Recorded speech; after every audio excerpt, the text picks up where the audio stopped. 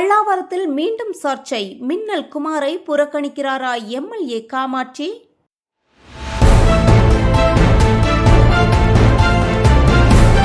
உங்கள் அனைவரையும் மனமாற வரவேற்றுக் கொள்கிறேன். ஒரு வரவேற்பு என்பது மனமார்ந்த நன்றிகளை தெரிவித்துக் கொள்கிறோம். சட்டமன்ற உறுப்பினராக பொறுப்பேற்ற நாளில் பல்லாவரம் தொகுதி தமிழக வெற்றி கழகத்தில் மீண்டும் சர்ச்சை எழுந்துள்ளது.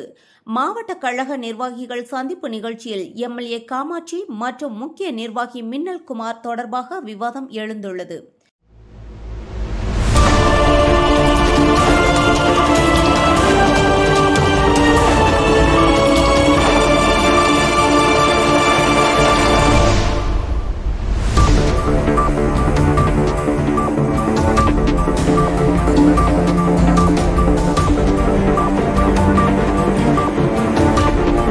நிகழ்ச்சி பேனர்கள் மற்றும் விளம்பரங்களில் மின்னல் குமாரின் புகைப்படம் இடம்பெறாததால் அவரது ஆதரவாளர்கள் அதிருப்தி தெரிவித்துள்ளனர்.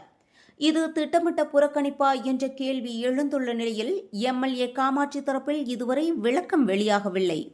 வேதா நியூஸ் 10 செய்திகளுக்காக செய்தியாளர் ரமேஷ்.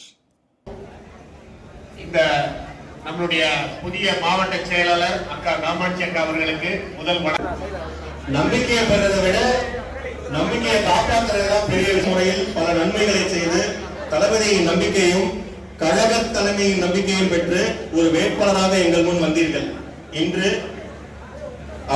அன்று அவர் தளபதி உறுப்பினராக உயர்ந்தீர்கள். ஆனால் அக்கா, மக்களின் நம்பிக்கையை பெறுவது ஒரு பக்கம், ஒருவரின் பதவியை பார்த்து மட்டும் நம்பிக்கை வைப்பதில்லை, அவருடைய செயல்பாட்டை பார்த்து அவருடைய அணுகுமுறைகளை பார்த்து கட்சி தொடர்புடன் அறிவிக்கிறதுக்கு முன்னாடியிலிருந்து மிகப்பெரிய செயல்பாடுகளை தினம் வாரம் எல்லா வாரமும் செஞ்சுக்கிட்டு இருந்த ஒரு மாவட்டம் செங்கல்பட்டு வடக்கு மாவட்டம்.